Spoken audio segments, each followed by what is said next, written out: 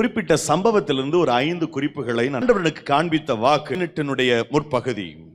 அவர்கள் வழிகளை நான் பார்த்து அவர்களை குணமாக்குவேன். போதும், அவர்கள் வழிகளை நான் பார்த்து அவர்களை நான் குணமாக்குவேன். தேவன் சொல்லுகிறார், நான் அவர்களை குணமாக்குவேன். பிரியமானவர்களே, குணம் என்று சொன்ன உடனே ஏதோ வியாதியா இருக்கிறவங்களுக்கு கடவுள் கொடுக்கிற வாக்கு அப்படின்னு நினைச்சிடக்கூடாது. நாம் சரீரத்திலே சுகவீனம் இருப்பது ஒரு பக்கம், இன்னொரு பக்கம் நம்முடைய வாழ்க்கையே நோய் கொண்டதா இருக்குது. நம்முடைய வாழ்க்கையே வியாதி பிடித்த வாழ்க்கையை போல இருக்கிறது. இதை எசையா தீர்க்கதரிசி தன்னுடைய முதல் அத்தியாயத்திலே சொல்லுகிறதை நாம் பார்க்க முடியும். எசையா தீர்க்கதரிசன புஸ்தகம் 1ஆம் அதிகாரம். இன்னும் நீங்கள் ஏன் அடிக்கப்பட வேண்டும்? அதிகமாய் விலகி போகிறீர்களே. தலையெல்லாம் வியாதியும் இருதயமெல்லாம் பலட்சமாய் இருக்கிறது. உள்ளங்கால் தொடங்கி உச்சந்தலை மட்டும் நாட்களிலே ஒரு துக்கம் வந்து விடுகிறது, அல்லது ஒரு துயரம் வந்து விடுகிறது. நம்முடைய வாழ்க்கையின் பல பகுதிகளிலே ஒரு நோய் கொண்டவன் எப்படி அவதிப்படுவானோ, ஒரு நோய் கொண்டவன் எப்படி வேதனைப்படுவானோ, அதுபோல வேதனைப்படுகிறோம். யோசித்து பாருங்கள், மருத்துவமனைகளுக்கு போய் பாருங்கள், எவ்வளவு வேதனை, எவ்வளவு கஷ்டம். அவ்வப்பொழுது மருத்துவமனைகளுக்கு விசிட்டு போய் ஜெபிக்க போகும்போது, சில நம்ம பிள்ளைகள் வியாதியா இருக்கும்போது, அறிந்தவர்கள் தெரிந்தவர்கள் சுகவீனமாக இருக்கும்போது மருத்துவமனைகளுக்கு நாங்கள் போகிறோம். மருத்துவமனையில் சென்று ஒரு முறையோ 2 முறையோ போய் பார்த்துடணும்னு அங்க போய் பார்த்தா ஒவ்வொரு படுகிற பாடுகளை பாருங்க. ஒரு தலைவலி வந்தால் நம்மளை தாங்க முடியல. முற்றிய மோசமான கொடிய வியாதி, கேன்சர் போன்ற வியாதிகள், இருதயத்தில் பலகீனம். பிரியமானவர்கள், எத்தனை பல லட்சங்களை செலவு செய்து கூட சிலரை காப்பாற்ற முடிவதில்லை. அது யாருக்கு வெளியில தெரியாது. அந்த இருதய வியாதியினால் எத்தனை பேர் அவதிப்படுகிறார்கள். மருந்து மாத்திரையிலே வாழ்க்கை வாழ்கிறவர்கள் எத்தனை பேர். முன்பதெல்லாம் மளிகை கடையில் போய் பார்த்தா அங்க ஒரு ரோக்கா சீட் இருக்கும், அதை வாசிப்பாங்க. துவரம்பருப்பு 1/4 கிலோ, துவரம்பருப்பு, அப்புறம் கடல் எண்ணெய் சொல்றோம்ல வரிசையா, அது பாட்டுக்கு பார்சல் நடந்துக்கிட்டே இருக்கும். இப்போ மெடிக்கல் கடையில் போய் பார்த்தா அதே மாதிரி லிஸ்ட் போட்டுட்டு இருக்கிறாங்க பாரு. ஒவ்வொருத்தரும் இவ்வளவு பெரிய லிஸ்ட் வச்சிருக்கிறாங்க. அந்த மாத்திரையில 10, இந்த டானிக்ல 2. மோசமா போச்சு. எல்லா மெடிக்கல் ஷாப்லயும் கூட்டமா இருக்குது. மளிகை கடையில் இருக்கிற கூட்டம் இப்ப அங்க கூடி போச்சு. மெடிக்கல் ஷாப்ல மருந்தே வாழ்க்கைன்னு ஆயிடுச்சு. பிரியமானவர்களே, நாம் வெறுமனே வியாதி பலகீனங்களை நாம் சந்திக்கின்ற போது எவ்வளவு மன வேதனைப்படுகிறோம். ஐயோ, இந்த வியாதி வராமல் இருந்தால் நல்லா இருக்குமே, இந்த பிளட் பிரஷர் இல்லாம இருந்திருந்தா, இந்த சுகர் வியாதி இல்லாம இருந்திருந்தா, இந்த இருதய பிரச்சனை பலகீனம் எனக்கு இல்லாம இருந்திருந்தா, இந்த கேன்சர் பொல்லாத இந்த புற்றுநோய் எனக்கு வராமல் இருந்திருந்தால் எவ்வளவு நல்லா இருக்கும். வியாதி வந்தால் ஒரு மனிதன் வேதனைப்படுகிறானோ, அது போல பல பிரச்சனைகளை நாம் சந்திக்கின்ற போது வேதனைப்படுகிறோம். வியாதியை விட அது கொடூரமா இருக்குது. ஏன் இது நடக்கல? நான் விரும்புறது நடக்கல, நான் ஆசைப்பட்டது நடக்கல. நீங்க ஆசைப்பட்டது விரும்புறது நடக்கலைன்னா கர்த்தருக்கு ஸ்தோத்திரம் சொல்லுங்க. அல்லேலூயா. உடனே இன்னொரு கேட்டு திறந்துரும். அல்லேலூயா. நீங்க விரும்பின ஒண்ணு நடக்கலைன்னா, கர்த்தாவே நடக்காதுக்கா ஸ்தோத்திரம் மனப்பூர்வமா சொல்லுங்களேன். அப்படி யாருக்காவது நீங்க விரும்பினது நடக்கலைன்னா, இப்ப வெக்கம்லாம் பட, நம்மெல்லாம் we are one family. கையை உயர்த்தி நானும் சொல்லிக்கிறேன், ஆண்டவர் இது நடக்காதுக்காக ஸ்தோத்திரம். ஆண்டவர் நடக்காதுக்காக. மற்ற கையை உயர்த்தாதவங்க எல்லாம் ரொம்ப சந்தோஷமா இருக்கு. எல்லாருக்குமே விஷயம் இருக்கு, ஏதோ ஒரு விஷயத்துல சிக்கி இருக்கிறோம் நம்ம. ஒருவேளை வியாதி கொண்டவரை போல நீங்கள் துக்கத்தோடு இருக்கலாம். பல காரியங்கள் நிமித்தம் நீங்கள் வேதனை ஊடாக போய் கொண்டிருக்கலாம். கர்த்தர் சொல்லுகிறார், நான் உன்னை குணப்படுத்துவேன், நான் உன்னுடைய குடும்பத்தை குணப்படுத்துவேன். நீ எதை நினைச்சு வேதனைப்படுறாயோ அதுல என்னுடைய வல்லமை விளங்கும். நான் உன்னை குணப்படுத்துவேன். ஒரு குஷ்ரோகி, அதாவது குஷ்ரோகிகள் அடங்கிய ஒரு குழுவினரை குறித்து லூக்கா நற்செய்தி நூல் 17ஆம் அதிகாரத்திலே வைத்தியன் லூக்கா எழுதி வைத்திருக்கிறார். இயேசு கிறிஸ்து வருகிறார் என்று கேள்விப்பட்ட பொழுது 10 குஷ்ரோகிகள் அந்த கிராமத்தில் பிரவேசித்த போது, குஷ்ரோகம் உள்ள மனுஷர் 10 பேர் அவருக்கு எதிராக வந்து தூரத்தில் நின்று, இயேசு ஐயரே எங்களுக்கு இறங்கும் என்று சத்தமிட்டார்கள். ஒரு சம்பவம், ஒரு நிகழ்வு. 10 குஷ்ரோகிகள் ஒன்றாக இயேசுவிடத்தில் எதிராக வந்து நின்று சத்தமிட்டு கூப்பிட்டார்கள். ஆண்டவர் அவருடைய பாதத்தில் விழுந்து பணிந்து கொண்டார்கள். ஆண்டவர் சொன்னார், போய் ஆசாரியனுக்கு காட்டுங்க சொன்னார். போயிட்டு இருக்கும் போதே அவர்களுக்கு சுகம் கிடைச்சது. பிரியமானவர்களே, அவருடைய வாழ்க்கையில அவங்க கொஞ்சம் கூட நினைச்சு பார்த்திராத ஒரு பெரிய அதிசயத்தை கர்த்தர் அவர்களுக்கு செய்தார். அப்படி இந்த காலங்களிலே குஷ்ரோகம் உள்ளவர்கள் அதிகம் இல்லை எழுத்தின்படி. அப்படி இருக்கிறவங்களுக்கு அரசாங்கம் தனியாக தொழுநோய் மையங்களை உருவாக்கி வைத்திருக்கிறது. அரசாங்கம் பேணி பாதுகாக்கிறது. இந்த சமூகம் அவர்களுக்குரிய உதவிகளை செய்து வருகிறது. எல்லாம் தடுப்பு ஊசிகளை பயன்படுத்தி, மருந்து மாத்திரைகளை பயன்படுத்தி எல்லாவற்றையும் முற்றாக ஒழிக்கும்படி நம்முடைய முன்னே இருந்த பெரியவர்கள் முயற்சி செய்து அந்த தொழுநோய் வியாதியிலிருந்து சமூகம் காப்பாற்றப்பட்டிருக்குது. இந்த நாட்களில் நான் தொழுநோயை பற்றி பேச விரும்பவில்லை. இந்த தொழுநோயாளிகள் எத்தனை வேதனைப்பட்டிருப்பார்கள். இந்த எபிரேய கலாச்சாரத்தின்படி ஒரு மனிதனுக்கு குஷ்டரோகம் வந்துவிட்டால் ஒளிமுக வாசல தான் இருக்கணும், ஊருக்குள்ள வர முடியாது, கல்யாணத்துல பங்கெடுக்க முடியாது, கல்யாண காட்சியில பங்கெடுக்க முடியாது. இந்த இயேசு கிறிஸ்து வெளிப்பட்ட காலத்தில் குஷ்டரோகிகள் அப்படித்தான் நடத்தப்பட்டார்கள். ஊருக்குள்ள ஒருவரும் வர முடியாது, ஒருவரும் நுழைக்க முனைய முடியாது. ஊருக்கு வெளியில தான், பாளையத்திற்கு வெளியில தான் அவர்கள் இருக்க வேண்டும். சப்போஸ் உணவுக்காக ஊருக்குள்ளே வர வேண்டியிருந்தால் அவர்கள் தன்னுடைய முகத்தை மூடிக்கொள்ள வேண்டும். யாராவது எதிரிலே வருகிறார் என்று கேள்விப்பட்டால் தீட்டு தீட்டு என்று கத்த வேண்டும். எத்தனை வேதனை பாருங்கள். அவர்களுக்கு அன்பானவர்கள் அந்த ஊர்ல இருந்திருப்பாங்க, அவருடைய பிள்ளைகள் இருப்பாங்க, அவருடைய கட்டண மனைவி இருப்பாங்க, கணவர் இருப்பாரு, பேர பிள்ளைகள் இருப்பாங்க. அவங்களெல்லாம் பார்க்கறதுக்கு ஆசை இருக்கும். ஆனா அந்த குஷ்டரோகன்ற ஒரு விஷயம் அவங்கள செப்பரேட் பண்ணி வச்சிருக்கோம். அப்படிப்பட்ட ஒரு மனநிலையில அவங்க இருந்தாங்க. அவங்க வாழ்க்கையில இப்ப தேவை ஒரு பெரிய சுகம், ஆரோக்கியம் தேவை. மற்றவர்களை போல நாங்களும் வாழ வேண்டும்.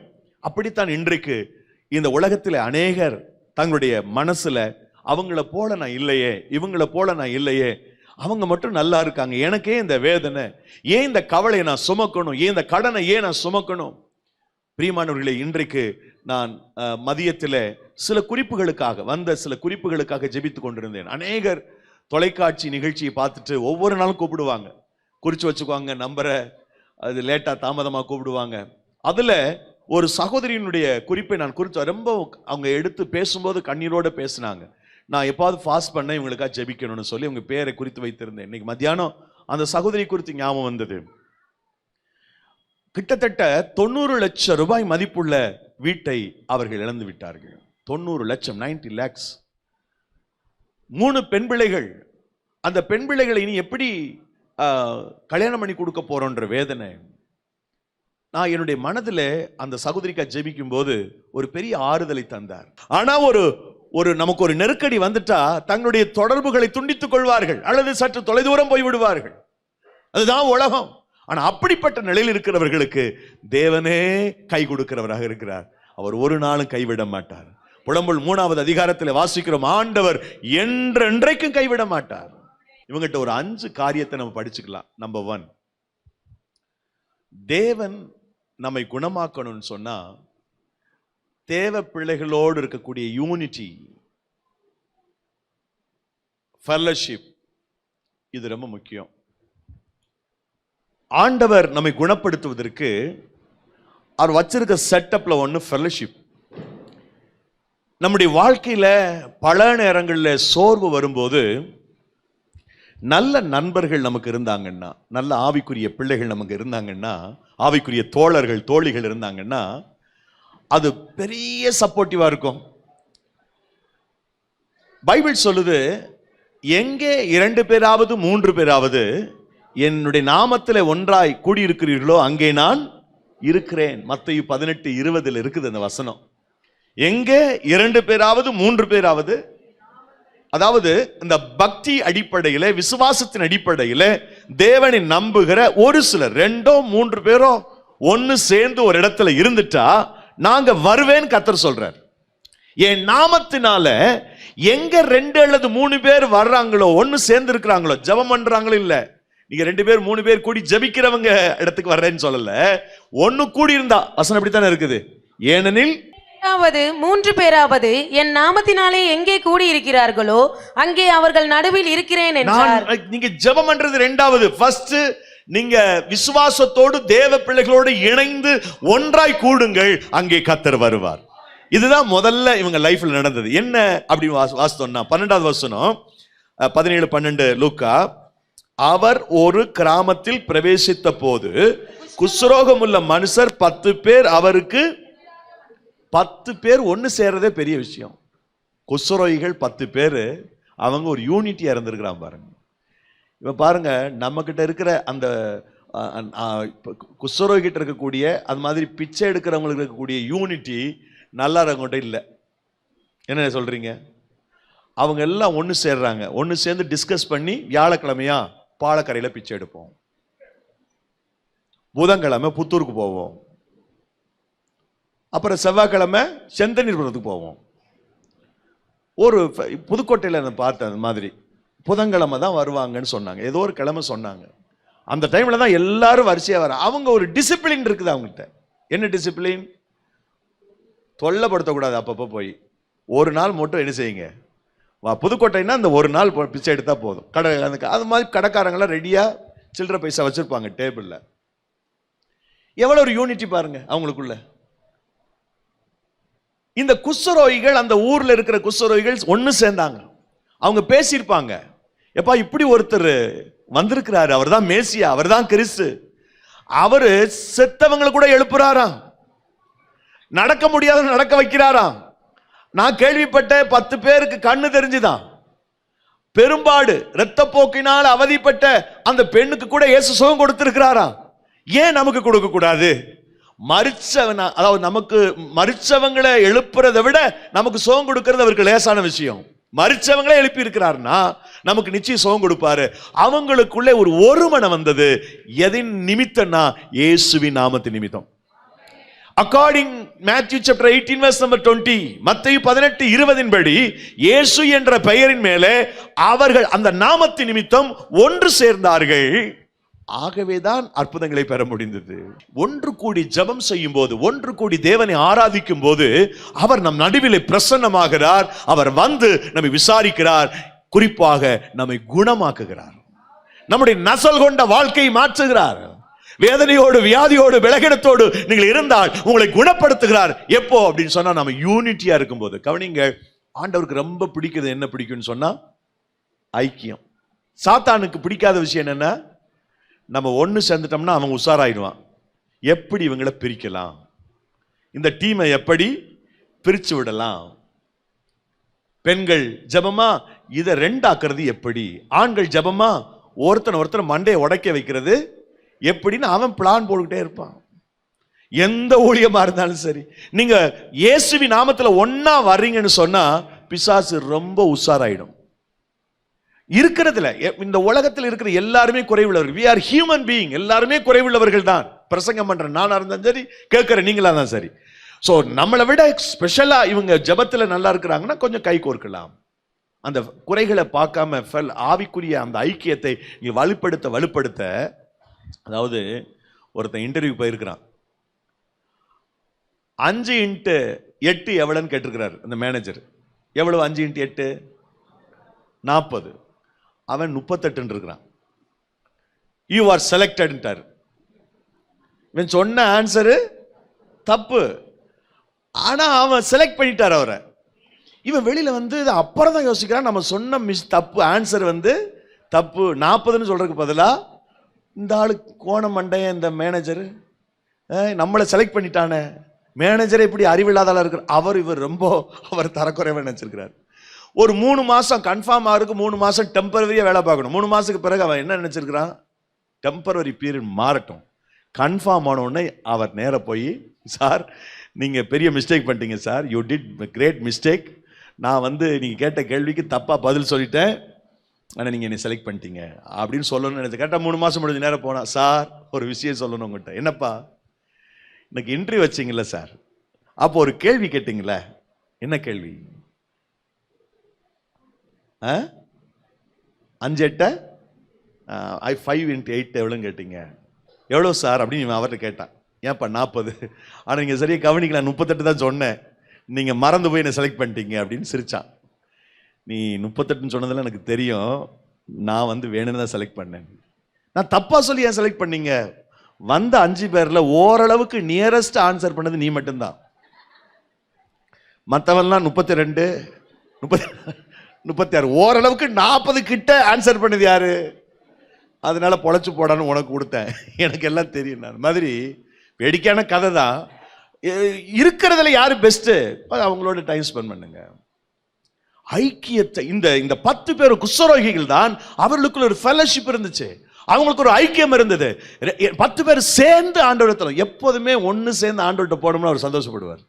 அல்லேலூயா. இந்த ஒன்னா சேர்ந்து இருக்கிறதுல ஒரு பெரிய பவர் இருக்குது. ஒருவன் 1000 பேரையும், ஒருவன் 1000 பேரை துரத்துவான், 2 பேரு 10,000 பேர். ஒரு ஆளோட இன்னொரு ஆளு சேர்ந்துட்டா பவர் கூட. சரி, ரெண்டாவது அவங்கிட்ட பார்க்கிற ரெண்டாவது விஷயம் என்னன்னு கேட்டீங்கன்னா, அவருக்கு எதிராக வந்து ஒன்னு சேர்ந்து அவற்றை போகணும் தீர்மானிச்சாங்க. இதுவரைக்கும் ஒருவேளை இதுக்கு முன்னாடி நிறைய மருத்துவர்களை தேடி போயிருக்கலாம். அவர் கொடுக்கிற மூலிகை சாறு வந்து குஷ்டரோகத்தை மாத்துதுன்னு எவனாவது சொல்லியிருப்பான். தேடி காட்டுக்குள்ள போயிருப்பாங்க இந்த 10 பேரும். இந்த வைத்தியர் சுகம் கொடுக்கிறாரு, அங்க போனா சுகம், இந்த மந்திரவாதிட்ட போனா சுகம் சொல்லியிருப்பாங்க. ஏன்னா இந்த 10 பேரும் ரொம்ப தரித்திரன்னு சொல்ல முடியாது, பணக்காரங்களும் இருந்திருப்பாங்க இல்லையா? 2 ராஜாக்கள் புஸ்தகம் 5ஆம் அதிகாரத்துல ஒரு பெரிய தளபதியே குஷ்டரோகத்துல இருந்தான். ஆசி உள்ளவங்க இருந்திருப்பாங்க, எவ்வளவுலாம் முயற்சி பண்ணியிருப்பாங்க சுகம் கிடைக்கிறதுக்கு. ஆனா இந்த 10 பேரும் முதல்ல ஐக்கியப்பட்டாங்க, ரெண்டாவது ஆண்டவர்கிட்ட போயிடுவோம் பணம் வந்துட்டாங்க. நமக்கான ரெமிடி யார்கிட்டதான் இருக்குது? ஆண்டவர்கிட்ட தான் இருக்குது. நமக்கான விடுதலை யார்கிட்டதான் இருக்குது? ஏசப்பட்ட இருக்குது. வா அவர்கிட்ட போயிடுவோம். ஆண்டவரிடத்தில் செல்கிற ஒவ்வொரு மனுஷனுக்கும் அவர் சகாயம் பண்ணுகிறார். ஆண்டவர் சொல்றார், வருத்தப்பட்டு பாரம் சுமக்கிறவர்களே நீங்கள் எல்லாரும் என்னிடத்தில் வாருங்கள், நான் உங்களுக்கு இளைப்பாறுதல் தருவேன். என்னிடத்தில் வருகிற ஒருவனையும் நான் புறம்பே தள்ளுவதில்லை என்று கர்த்தர் சொல்லுகிறார். என்னிடத்தில் வர ஒருத்தனையும் நான் புறம்பே தள்ள மாட்டேன். என்னிடத்தில் வா. அப்படியே போய் அவருடைய சமூகத்தில் சரண்டர் ஆயிட்டான்னா அவர் பார்த்துப்பார். ஆண்டவர் அவருடைய சமூகத்தில் அர்ப்பணிக்கிற ஒவ்வொருத்தர் மேலும் அவர் கவனம் வைக்கிறார். இந்த உலகத்தை பார்க்காம, மற்ற காரியங்களை நோக்காம ஆண்டவரிடத்தில் போய் அந்த வசனத்தை வாசிக்கலாம் மீண்டும் ஒரு விசை. 17:12. அவர் ஒரு கிராமத்தில் பிரவேசித்த போது குஷ்டரோகமுள்ள மனுஷர் 10 பேர் அவருக்கு எதிராக வந்து 10 பேர் அவருக்கு எதிராக தீர்மானித்தார்கள். 10 பேரும் இயேசுவிடத்தில் போய் விடுவோம், ஆண்டவரிடத்தில் போயிடுவோம். பாருங்க, இப்படி ஆண்டவர்கிட்ட போயிருவோம்னு நினைக்கிறவங்க தான் அவர் தேடுறாரு. அவர் யாரை தேடுறாரு நினைக்கிறீங்க? ஆண்டவர்கிட்ட போயிரோன்னு யாரெல்லாம் டிசைட் பண்றாங்களோ, அந்த வாஞ்ச இருக்குதோ அந்த மாதிரி இருக்கிறவங்களை தேடுறாரு. பாருங்க, யோவான் நற்செய்தி நூல் 12ஆம் அதிகாரத்துல கிரேக்கர்கள் இயேசுவை பார்க்க ஆசையா இருந்தாங்கன்னு ஒரு வசனம் இருக்குது. 12ஆம் அதிகாரத்துல 21வது வசனத்தில் இருக்குது. பிலிப்பினிடத்தில் வந்து ஐயா இயேசுவை காண விரும்புகிறோம் என்று கேட்டாங்க. 23 லூக்கா 23:8 ஏரோது வெகு நாளா இயேசுவை பார்க்க ஆசைப்பட்டான்னு இருக்குது ஒரு வசனம். இந்த கிரேக்கர்கள் ஏன் விரும்பினாங்கன்னு கேட்டா, இயேசு ஞானமா பேசுறவரு, அவருடைய உபதேசம். பொதுவாக கிரேக்கர்கள் ஞானத்தை விரும்புறவங்க கிரேக்கர்கள். அதாவது பிலாசபி விரும்புறவங்க, விஸ்டம் விரும்புறவங்க. அதனாலதான் கிரேக்க நாட்டில இருந்து சாக்ரட்டிஸ், அரிஸ்டாட்டில், அப்புறம் இவங்கெல்லாம் கிரேக்க நாட்டில் வந்த காரணம், கிரேக்கர்கள் எளிதாக அவர்கள் ஞானத்திற்கு வசப்படுகிறவர்கள், தத்துவத்தை விரும்புகிறவர்கள். ஆகவே இயேசு பேசுகிற அந்த பிரசன்ஸ் ஆஃப் மைண்டோட பேசுறாரு பாருங்க, அதை ரொம்ப பிடிக்கும். அவருடைய உபதேசம் ரொம்ப பிடிக்கும், பேரபிள்ஸ் அவர் ரொம்ப பிடிக்கும். ஆக இயேசுவை அப்படித்தான் அவர்கள் தேடினார்கள்.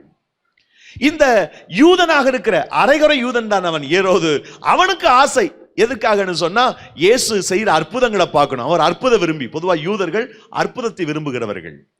ரெஃபரன்ஸ் வேணும்னா 1 கொரிந்தியர் புஸ்தகம் 1ஆம் அதிகாரம் 22வது வசனம் ஞாபகம் வச்சுக்கோங்க. 1 கொரிந்தியர் 1ஆம் அதிகாரம் 22வது வசனம் டிஸ்ப்ளே பண்ணுங்க. 1 Corinthians chapter verse number 22.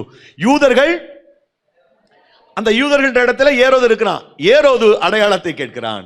கிரேக்கர்களை தான் பார்த்துட்டோம். கிரேக்கர்கள் எதை தேடுறாங்களா? ஆனால் இன்னொருத்த எந்த எதிர்பார்ப்பு இல்லாம ஆத்மார்த்தமா தேவனை தேடுனான் இல்ல. ஆனா அவனுடைய தேடலுடைய உச்சத்தை நம்ம பார்க்க முடியும். லூக்கா நற்செய்தி நூல் 19ஆம் அதிகாரம் 1-2 வசனங்களிலே. சகையு, he was richest person. அவன் ஒரு பாவி, he was sinner. ஆனா அவனுக்கு ஒரு ஆசை வந்துச்சு, இயேசு எப்படிப்பட்டவர் என்று பார்க்க அவர் வகை தேடி காட்டத்தி மரத்துல ஏறி அவன் பார்க்கிறான். அவனுக்கு எந்த தேவையும் இல்ல, இயேசுவை பார்க்கணுன்ற ஆசை, ஆத்மார்த்தமா அவரை தேடுறான். உங்களுக்கு தெரியுமா, யாரெல்லாம் ஆண்டவர்கிட்ட போகணும்னு நினைக்கிறாங்களோ அவங்களை கர்த்தருடைய கண்ணு பார்க்கும். அல்லேலூயா. நீங்க எவ்வளவு நேரம் ஜபிக்கிறீங்கன்றதெல்லாம் செகண்ட்.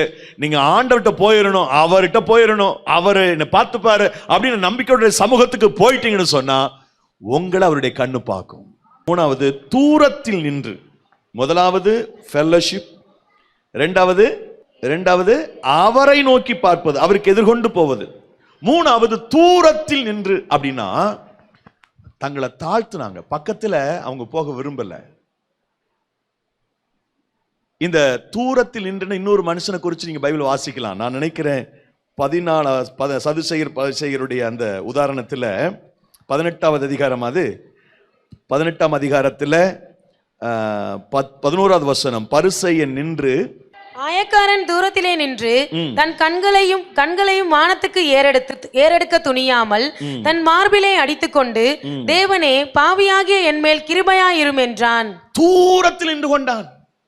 அதனாலதான் அந்த உதாரணம் முடிஞ்ச உடனே சொல்றார், தன்னைத்தான் தாழ்த்துகிற எவனும் தன்னை உயர்த்துகிறவன் தூரத்தில் போய் நின்றான். ஹம்பிள்னஸ், பூவர் இன் ஸ்பிரிட், ஆவியில் எளிமை, தாழ்மை.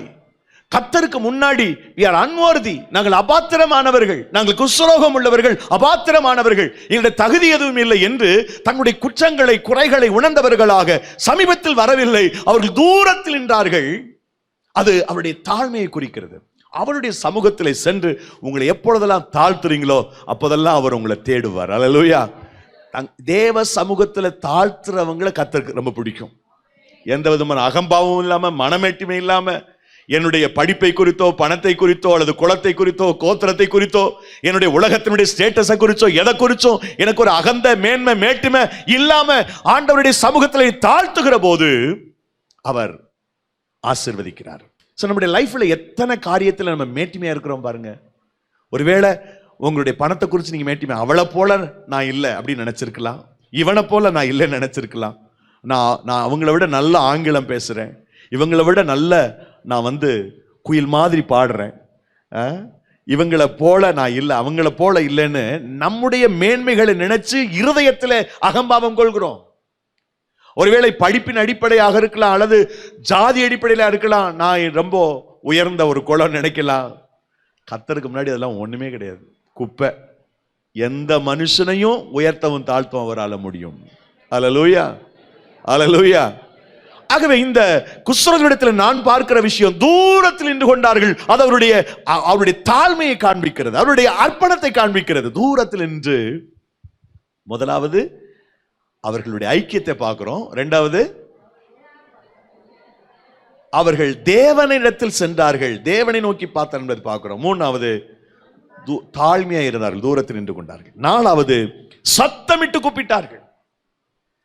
எவ்வளவு முடியுமோ அந்த சத்தமிடுதல் என்பது, நீ தாப்பா எனக்கு விடுதலை கொடுக்கணும் என்று அவர் மேல வச்சிருக்கிற நம்பிக்கை காட்டுது. நீங்க தான் விடுதலை கொடுக்கணும்.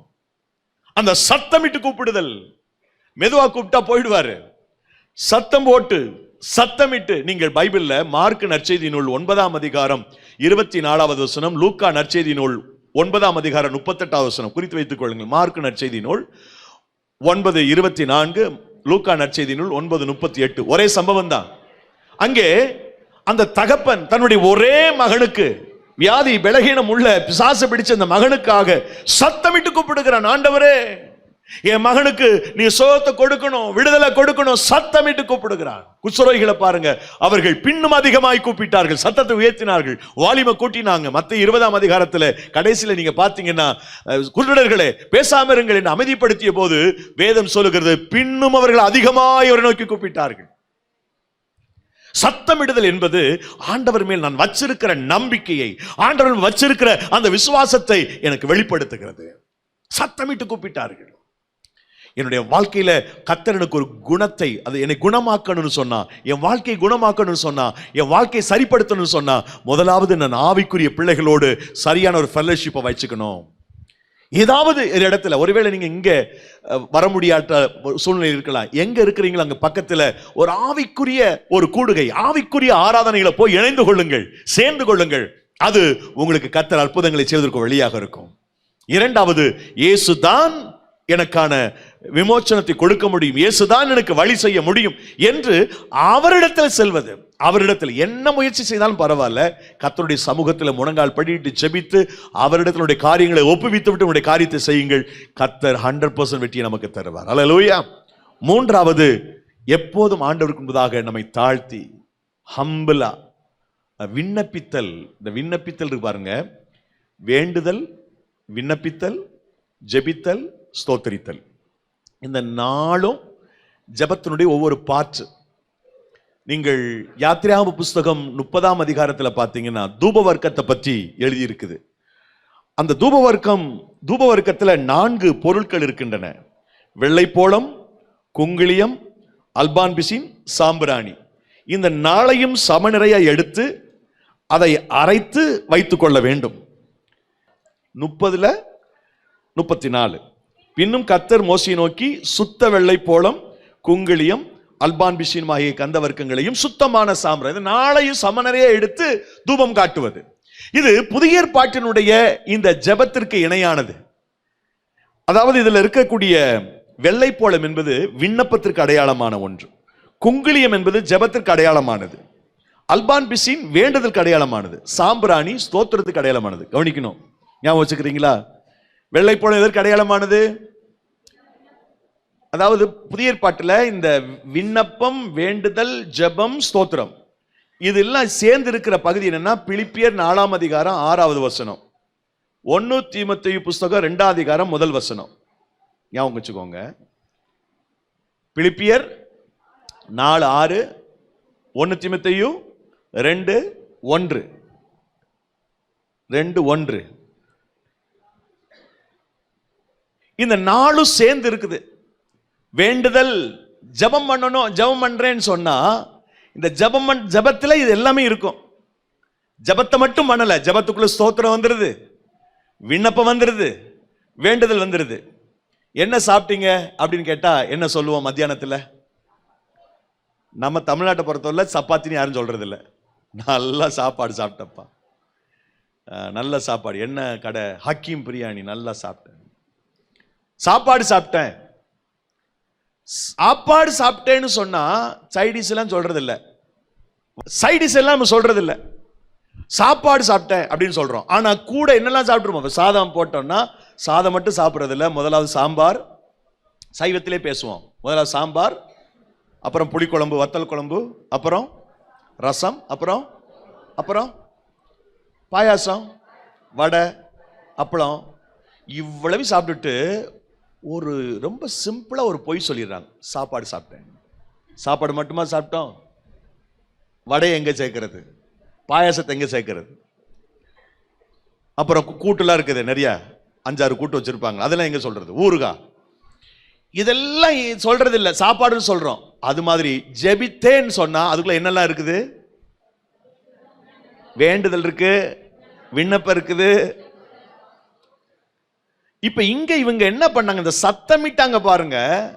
சத்தமிட்டதுக்கு முன்னாடி இருக்கக்கூடிய பகுதி, தூரத்தில் நின்றதும் சத்தமிட்டதும் இடையில அவங்க எந்த விதமான ஜெபம் பண்ணாங்கன்னா, வெள்ளைப்போளத்திற்கு அடையாளமான விண்ணப்பத்தை செய்தார்கள்.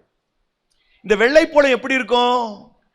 நாக்குல வச்சிங்கன்னா கசப்பு பயங்கரமா இருக்கும்.